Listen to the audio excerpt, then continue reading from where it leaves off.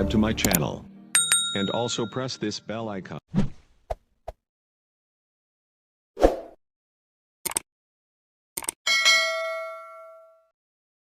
Tuanzie hapa. Ali Shabani Kamwe ni kama amewajibu wachambuzi, ni kama amewapa swali ambalo wanachambuzi mnapaswa kuweza kuwajibu Watanzania, lakini pia wadau wa soka. Mnasema ligi kuu Tanzania bara ni ya 5 kwa ubora, lakini yeye anasema nyinyi ni miongoni mwa watu ambao mnazidi kuididimiza ligi kuu Tanzania bara kutokana na uchambuzi, lakini pia maoni ambayo mmekuwa mkiatoa katika vyombo vya habari kwenye uchambuzi wenu. Unaungana naye, lakini pia vipi maoni yako kwenye hichi ambacho msemaji wa Yanga Afrika amekisema? Alikamwe anapaswa kwanza kutuomba radhi. Anapaswa kutuomba radhi watu wote wa kwenye media. Wachambuzi au waandishi wa habari? Wachambuzi, waandishi wa habari. Kwa sababu na yeye mwenyewe ni mwandishi wa habari, ni mkuu wa idara ya habari na mawasiliano kwenye klabu ya Africans. Kwa hiyo issue ya habari, issue ya media inamhusu. Inabidi aombe radhi. Aombe radhi kwa sababu anatukosea sana. Na kiuhalisia hajatutendea haki. Hajatutendea haki. Unajua kwa nini? Kwa sababu vyombo vya habari ndio vinafanya ligi yetu inakuwa na thamani zaidi. Yaani hivi sasa wingi wa vyombo vya habari unavyoendelea kuripoti mazuri, mabaya, simula vizuri ya ligi yetu ya Tanzania ndio inazidi kuwa kubwa zaidi. Mimi kwenye maisha yangu sidhani kama ili ukue ni lazima uzungumziwe kwa mazuri tu. Lazima utazungumziwa pia kwa mabaya. Simula vizuri. Sasa hayo mabaya unayozungumziwa yana ukweli au hayana ukweli? Ndio swali zuri ambalo Alikamwe yeye alipaswa kujiuliza, kwa maana ya kwamba kile ambacho anachozungumza wachambuzi ama waandishi ni kweli ama si kweli, au labda lugha wanayotumia kuwasilisha labda hayo matatizo inawezekana sio nzuri. Kwa mfano mtu kusema takataka, hapana, nakubaliana naye, inawezekana lugha ikawa sio nzuri, lakini sio kwenye kukosoa au kusema mabaya ambayo yanaendelea kwenye ligi yetu. Ndio kuishusha ligi, kwa sababu ni sehemu ya kutupatia sisi riziki. Kwa mfano kama hivi wewe unakuja hapo na nioji mimi, ni kweli kabisa, ni sehemu ya kutupatia riziki, vipindi vya michezo vinakuwa. Fikiria katika kipindi ambacho wachambuzi wamekuwa wakizungumza haya mabaya, mazuri na kadhalika, ndio kipindi ambacho media nyingi zimeanzisha vipindi vya michezo. Lakini ukitaja au ukizingatia sababu ambazo yeye kazitaja kwamba nyinyi mnachangia kushusha ligi ya Tanzania, kwenye zile sababu naona kuna sababu ambayo pengine na make sense, lakini pia kataja kwamba vyombo vya habari na uchambuzi, lakini pia ligi ya Tanzania ndio ambayo inawafanya nyinyi wachambuzi mzidi kupendeza na mzidi kuendesha maisha yenu. Hata yeye pia simona kawaita waandishi wa habari kuzungumza. Yaani hayo tu pia aliyozungumza amezungumza kupitia waandishi wa nini? Wa habari na media. Umeona? Umeona? Ili mambo yetu sisi yafike na kile ambacho tunachokizungumzia sikifike, lazima tutumie pia hizo media. Sasa tunazitumiaje? Tuko sahihi na sababu zilizotoa yeye zina mashiko ama hazina mashiko? Sababu zilizotoa yeye hazina mashiko na sio sahihi. Kwa nini?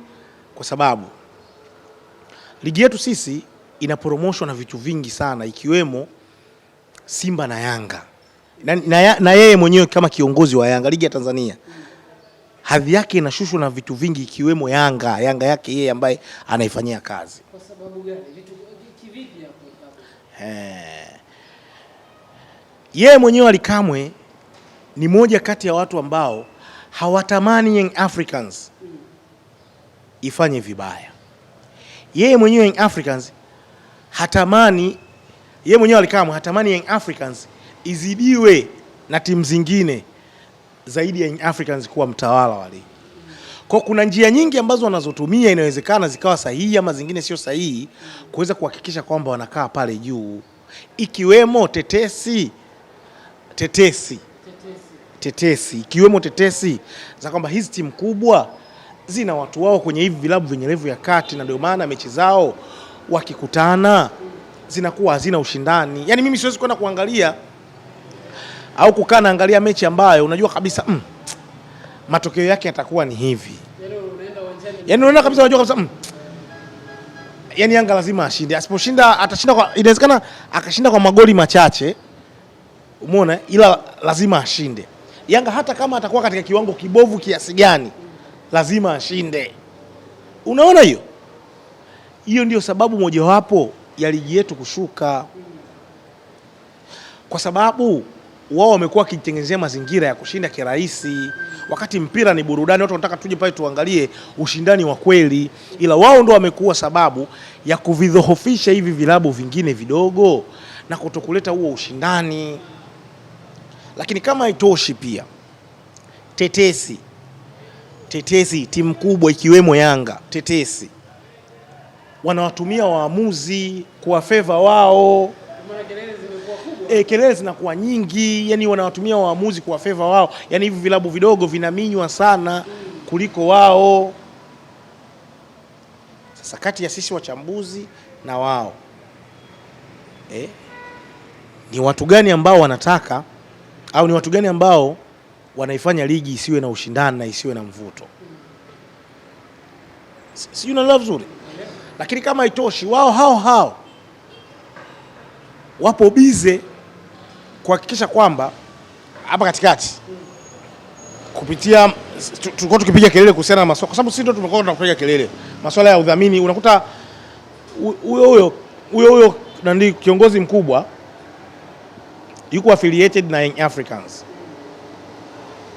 ama na Simba, lakini huyo kiongozi anakwambia Yanga bingwa. Huyo kiongozi anaenda kudhamini vilabu vingine, na wakikutana hivyo vilabu na hiyo klabu ambayo wanataka iwe bingwa, hakuna ushindani. Sasa hapo watu wanaenda kuangalia nini? Huo ndio uhalisia. Yani ni mechi chache sana ambazo wewe unaweza kusema ngoja nikaziangalia hizi mechi, na unakuta kweli kuna ushindani halisi kutokana na nandii na mazingira ya usahihi wa namna ambavyo watu wengi wamekuwa wakifikiria, kwa maana kwamba labda unakuta sometimes mechi ambayo inakuwa na mvuto zaidi labda ni Azam na Yanga, Azam na Simba, Simba na Yanga, kwa sababu hawa hawana uwezo wa kuchezeana michezo michafu. Kwa hiyo sababu kubwa pia ya ligi yetu na watu wengi kudharau hizi mechi zingine na hizi timu zenye level ya kati ni michezo michafu ambayo imekuwa ikichezwa na hizi timu kubwa kwa ajili ya kujifeva wao. Hata mashabiki zao pale unapoongea ukweli na kuambia bwana, vilabu vyenu viko hivi, hatutaki vifanye hivi kwa sababu tunataka mpira wetu uendelee, wao hawataki, wanatushambulia kwa matusi, wanakwambia wewe inakuhusu nini? Sasa ni sisi wachambuzi ndio hapo nashindwa kumuelewa Ali Kamwe, ndio maana naona kama hoja yake haina mantiki kuwalaumu watu wa media au kuna ndiko kuwalaumu wachambuzi kwamba eti wanaisha. Sisi ndio tunataka ligi yetu iwe na ushindani. Sisi ndio tunataka ligi yetu iwe na ushindani na iwe na hadhi kubwa zaidi. Tuone bingwa akiwa tofauti, sio bingwa mtu anachukua mara 10 kwa kupita njia za panya, mtu anachukua bingwa mara 5 kwa kupita njia za ajabu ajabu. Hakuna ushindani wote, mnaenda kuangalia mechi, matokeo mnayajua. Sisi ndio hatutaki, kwa sababu tunataka ligi yetu ipande thamani na hivi vilabu vingine na wenyewe viweze kuchukua hata ubingwa. Kwa maana hiyo unasema kuna njia nyingi ambazo zinaifanya ligi ya Tanzania ikose thamani na izidi kushuka, ikiwemo Yanga, muone, ikiwemo Yanga, wakiwemo mamlaka, Simba, muone, wote hawataki ligi yetu ifike kwenye hiyo hadhi ambayo watu wengi tumekusudia. Kwa sababu mimi siamini kama ligi yetu ni namba 5 kwa ubora. Mimi siamini kama ligi yetu ni namba 5 kwa ubora, kutokana na namna ambavyo nimefanya tathmini zangu za kiufundi, kuangalia ushindani uliokuwepo, mazingira ya ligi yetu inavyochezwa, umeona vitu vingi sana vya nje ya uwanja vinavyoendelea, usimamizi mbovu wa hizi klabu zenye level ya kati na mambo mengi. Sio kwamba sisi ni perfect ambao tunatoa haya maoni. Sisi ni wadau na wapenda mpira ambao kiuhalisia na sisi tuna madhaifu yetu, tunakosea, lakini tunapoona makosa kwenye kitu ambacho tunachokipenda lazima tuyaseme. Sipo kumnyoshea mtu yote kidole, lakini pia ukiangalia tasnia yenu ya uchambuzi na kuna hisi kuna sehemu ambako mnaweza mkachangia ligi ya Tanzania kwenye kushuka ubora. Kabisa, wachambuzi wapo kibao ambao kiuhalisia wanazingua, wapo kibao wengine mpaka wanapewa hela kwa sababu ya kupenyeza ajenda za hizi klabu kubwa, ajenda ambazo kiuhalisia zimekuwa zikiishushia hadhi yetu, ligi yetu. Lakini pili, kumekuwa kuna propaganda nyingi ambazo sio sahihi zimekuwa zikitumika. Tena sasa angalia, sasa ndio kutaka kujua kwamba sisi ligi yetu inaharibiwa na hao viongozi wakubwa wa hivi vilabu. Hivi vilabu vikubwa ikiwemo Yanga. Yanga na Simba. Kwa sababu Simba si hawajatoa maoni. Alotoa maoni nani? Alikamwe ambaye ni mkuu wa kitengo cha habari na mawasiliano. Yes, ndio kashutumu ikiwemo Yanga. Ndio maana nasisitiza Yanga. Wao hao pia kuna tetesi ya kwamba wanawatumia wachambuzi kupeleka propaganda zao mjini ambazo kiuhalisia unakuta sio sahihi. Si ndio kwamba ili ajenda zao, yani propaganda ajenda zao ziende mjini na vitu vyao ambavyo wanavyovitaka viende mjini, wanatumia baadhi ya wachambuzi pia kuwalipa. Tetesi hizo siwezi kuthibitisha, ni tetesi. Wanatumia wachambuzi kuweza kupeleka ajenda zao mjini, wanawalipa. Kwa hiyo tunagundua kabisa chanzo cha ligi yetu kuwa dhoofu, chanzo cha ligi yetu kuharibika sio wachambuzi, sio media. Mmoja wapo ni mamlaka kushinda kusimamia vizuri tena kwenye usawa, na hivi vilabu vingine vipate huo usawa. Simba na Yanga au Yanga wenyewe wakiwemo, nao ni sababu ya ligi yetu kuwa dhoofu. Umeona pia watu wengi kuzichukulia poa hizi timu zenye level ya kati. Umeona unakuta mechi ya KMC, mimi nilikuwa kuangalia mechi ya KMC, nilikuwa naangalia mechi ya KMC na Pamba Jiji. Sasa kuna muda mpaka nikawa nasema hii mechi gani? Tukitoka huko tuje hapa katika kikosi cha Simba. Tetesi zimekuwa nyingi kwamba kuna vikao vya ndani ambavyo vinazidi kukaliwa, lakini pia unaambiwa kocha kuna kocha ambaye wengi wamependekezwa kuweza kuhakikisha kwamba hii kipindi ambacho wapo AFCON wanahakikisha kwamba wanapata kocha, lakini pia wanahakikisha kwamba wanakuwa na kocha ambaye ataenda kuhudumu katika kikosi chao. Vipi kwenye listi zako, hakuna kocha yote ambaye umeambiwa kwamba huyu yupo kwenye listi ya kutafutwa? Lakini pia vipi kuhusu kocha Suleiman Matola? Kwenye listi yangu yupo kocha Steve Barker. Steve Barker kutoka Stellenbosch. Simba wanamfuatilia kwa ukaribu sana na nimeambia ni deal ambayo iko serious sana. Kwa kama mambo yataenda vizuri, inawezekana akatua Simba. Huyo ndo ambaye nimeambiwa, yani Simba wako naye serious, yani wanamtaka leo kesho, kwa sababu Steve Barker, kocha wa Stellenbosch, ambaye msimu uliopita alifika nusu finali ya mashindano ya CAF Confederation Cup na walicheza na Simba. Msimu huu pia wako kwenye Confederation Cup hatua ya makundi. Simula vizuri. Kwa hiyo wanaona ni mtu ambaye ni sahihi. Kwanza anaweza kuishi kwenye bajeti ndogo. Kocha ambaye ana uwezo, unaweza ukanunua wachezaji wa milioni 200, milioni 300 kama walioko Simba. Na akaweza kuunganisha hivyo vipaji na kuweza kupata ubora. Kwa sababu lazima watu waambiwe ukweli. Simba haiwezi kununua mchezaji wa bilioni 6, bilioni 7, bilioni 8, ni uongo. Ikiwa Simba hawezi kununua mchezaji wa bilioni 8, bilioni 7, bilioni 8, kumiliki makocha wakubwa kwa muda mrefu ni ngumu. Simula vizuri. Ndio maana Simba malengo yake hayawezi kuwa kama Mamelodi Sundowns, malengo yake hayawezi kuwa kama Al Ahly, malengo yake hayawezi kuwa kama sijui Esperance de Tunis, vile vilabu ambavyo vimewekeza fedha nyingi sana kwenye mpira wa miguu. Simba bado inaendeshwa na uchumi wa mtu mmoja mmoja kuliko wanachama, kuliko yenyewe klabu kujiendesha. Ni kocha aina gani? Ni kocha wa mradi. Yaani ni aina ya makocha kama vile Dimitar Pantev, ni aina ya makocha kama vile Fadlu Davis. Yaani makocha wa mradi, na ndio Simba makocha ambao wanawafaa, sio makocha wale wa big results nao kwamba aje tu awape matokeo papo kwa papo. Ndio maana unaona hawafanikiwi katika miaka yote hii minne, wamefeli, ni kwa sababu wanataka kupata matokeo ya haraka haraka. Lakini kama Simba, mimi nakuhakikishia wangevumilia, wangepata kocha ambaye angewatengenezea mradi tangu miaka 3 iliyopita, leo hii Simba wangekuwa wanapata mafanikio. Niamini mimi nakwambia ukweli. Unaona ule mwaka ambao wameanza kufanya vibaya Simba, wangekuwa na kocha wangepata miaka 2 tu wakapitia kile kipindi kigumu, saa hizi Simba wangekuwa wapi? Umeona? Kwa kitendo walichokifanya kwa Fadlu Davis, kumpa Fadlu Davis ule msimu mmoja tu, angalia walivyomtimizia na mahitaji yake yale baadhi. Umeona? Japo baadaye walikuja wakashinda kwa sababu Fadlu Davis kwa tetesi nilizokuwa nazo mimi alikuwa anahitaji kama wachezaji wanne.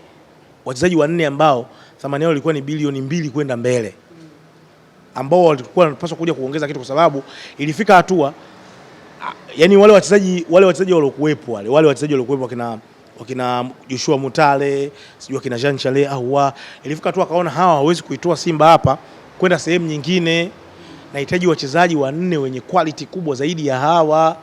Umeona? Hawa ni wachezaji wa mradi, hapa tulipofika inatosha. Simba wanapita huku, viongozi wanaingilia huku, wanapita. Na hiyo yote ni kwa sababu viongozi bado hawajawa serious kwenye kuwekeza fedha nyingi kwenye klabu. Simula vizuri. Kwa hiyo kocha gani ambaye anaifaa Simba? Bado ni kocha wa mradi, na ndio maana mimi nilikuwa nataka niwape excuse, na mimi ningewatetea Simba. Mimi ningewatetea Simba vyovyote vile. Ningewatetea Simba kwa sababu Fadlu Davis aliwaacha katika kipindi ambacho wao hawatarajii. Kaka kawaacha Fadlu Davis wako katikati ya mashindano, klabu bingwa hii hapa, ligi kuu hii hapa, alafu kocha kaondoka. Kwa hiyo ilikuwa ni ngumu kwa haraka kuweza kumpata kocha aje afiti hawezi kuwapa matokeo mazuri. Ilikuwa ni ngumu, inatokea lakini sio mara nyingi, na kibaya zaidi mnaenda kukutana na timu nzuri nyingine ambazo zinafanya vizuri zaidi kutoka nchi zingine. Kwa mimi nilipendezwa na kile ambacho alichokifanya kumpa mradi na Dimitar Pantev, ambacho mimi nilichoshangaa niko tu kumpa muda, kwa sababu kwanza alikuwa ni kocha mpya. Ukiangalia kifalsafa hawaendani na Fadlu Davis, ambacho kiuhalisia sasa uongozi wa Simba ndio ulifeli kwenda kumchukua Dimitar Pantev, ikiwa haendani kifalsafa na Fadlu Davis. Maamuzi pekee ambao yalikuwa sahihi ambao angeyafanya uongozi, na ndio maana tunalia kila siku wao na wakurugenzi wa ufundi, ni kumchukua kocha ambaye ataendana kifalsafa na Fadlu Davis, ndio angekuja kuwapa labda hicho ambacho wanachokitaka kwa haraka zaidi, kitu ambacho pia sio guarantee kuja kufanikiwa. Sibula vizuri, kwa sababu kufanikiwa ama kufeli hiyo ni mpango ya Mungu. Anaweza akaja kocha ambaye anaendana kifalsafa na Fadlu Davis, na yeye pia akafanya nini, akafeli. Kwa hiyo nitegemea, kwa sababu labda wamemchukua Dimitar Pantev, wangempa muda aendelee kuwasukia huu mradi, alafu wamuongezee yale mahitaji yake anayoyataka, then wavumilie hapa katikati warudi kuwa strong zaidi, lakini uvumilivu uliwashinda wakamtimua. Bado narudia tena, Simba kocha wanaohitaji ni kocha wa mradi. Hawa makocha wakubwa watakuja siku 2-3 wakiona quality ya wachezaji wa Simba ni mbovu, ni ya kawaida, sio mbovu tuseme, ni ya level ya kati, wataondoka tu, hawezi kukaa. Vipi vikao vinasemaje kuhusu kocha Suleiman Matola? Vikao vimemweka njia panda mwalimu Suleiman Matola, kwa sababu umeona watu wengi wanamlaumu sana. Umeona sasa ishafikia tu kwa tetesi hizo, kwa sababu mimi ishafikia tu watu wanaanza kuwahisi vibaya viongozi kwamba inawezekana Matola akawa jasusi sasa kwenye benchi la ufundi, sio kocha. Umeona watu wanahisi kwamba Matola ni jasusi kwenye benchi la ufundi, sio kocha. Yani kwa nini yeye kila siku yupo pale, lakini kwa nini pia viongozi hawamwachii timu? Kwa inawezekana labda kuna kazi nyingine anaifanya nje ya ukocha pale, labda kuwapeleleza wale makocha wanaokuja pale, kama kuna baadhi ya vitu ambavyo anaona haelewi anawapelekea viongozi. Kwa hiyo hali imepelekea pressure hata kwenye uongozi. Kwa tetesi zilizokuwa wamejadili kocha atakayekuja yeye ndo anaweza kapendekeza kuwa na kocha mzawa. Kwa kama ataona Matola anamfaa, anaweza kaendelea naye, lakini kwa tetesi zilizokuwa nazo mimi ni kwamba pia Simba wako kwenye mpango pia wa kuachana na Suleiman Matola, umeona, ili Matola na yeye akajitafute sehemu nyingine, au wataendelea kufanya vikao hapa katikati kujua namna gani ya kuweza kumpeleka labda kwenye timu za vijana, kwa sababu Matola pia ni mradi wa Simba, ni mradi wa Simba, umeona, ni mradi ambao walipaswa kuuamini. Sasa shida hawauamini huo mradi, kwa mwisho wa siku sasa hisia zinakuja zingine kwa mashabiki, na hata wao wameanza kujishtukia. Umeona, hawamwamini na waliamini kwamba anaweza kufikia malengo makubwa, lakini mwisho wa siku hawataki kumpa timu ikiwa na diploma A. Kwa hiyo maneno yamekuwa ni mengi sana. Kwa hiyo Matola ni mradi wa Simba, ndio maana inakuwa ni ngumu kumwachia. Lakini pili, tetezi zilizopo ni kwamba kuna uwezekano mkubwa msimu huu wakamwachia kulingana na mapendekezo ya kocha mpya atakayekuja, au pia kulingana na wao wataona kama anafaa kwenda kufundisha soka la vijana. Ila kwangu mimi, kwa ushauri kwa Suleiman Matola, anapaswa kuondoka Simba na kwenda kujitafuta sehemu nyingine, kujitengenezea mazingira ya uaminifu, thamani, na kuwaonyesha wana Simba na Simba kwamba mimi pia ni bora, nilishindwa tu kupewa nafasi basi. Chini ya dakika moja hili swali. Vipi kuhusu kila ambacho amekifanya Jonathan Soa? Kelele zimekuwa nyingi. Wewe mchango wako ni upi? Panga limpitie au ni mchezo tu wa kawaida? Na watu wanalinganisha na ile ambacho alikifanya Diarra. Hapana bwana. Simba hawezi kumwacha Jonathan Soa kwa sababu ni mchezaji mzuri. Simba wanachokipitia kwa Jonathan Soa walikijua. Nazungumzia ile mchezo mchako aliocheza. Panga na kamati ya sasa yani ile haiwezi kumwacha, yani kiuhalisia ukifanya tukio kama lile kwenye mpira wa miguu, ile kamati ya masaa 72 haiwezi kukuacha. Itakuadhibu tu. Yes, anastahili adhabu. Lakini kwa wana Simba wala haiwezi kuwashangaza. So amemchukua kwa sababu ya uwezo wake wa kufunga. Issue ya kucontrol tabia sasa hiyo inabaki kwa uongozi wenyewe. Na tuwaulize, wakati wanamchukua wao hawakujua tabia zake? Mimi nilijua tabia zake na ninaelewa tabia za Soa. Kwa hiyo sio kitu kigeni kwangu mimi, wala siwezi kushangaa. It's not surprise. Lakini kitu pekee ambacho anapaswa kukifahamu, Soa yupo Simba, Simba wanamhitaji na anapaswa kuipambania klabu. Kumkosa kwao kwa mambo yake ambayo anayofanya ambayo sio sahihi sometimes haileti picha nzuri. Shukrani sana. Nashukuru sana.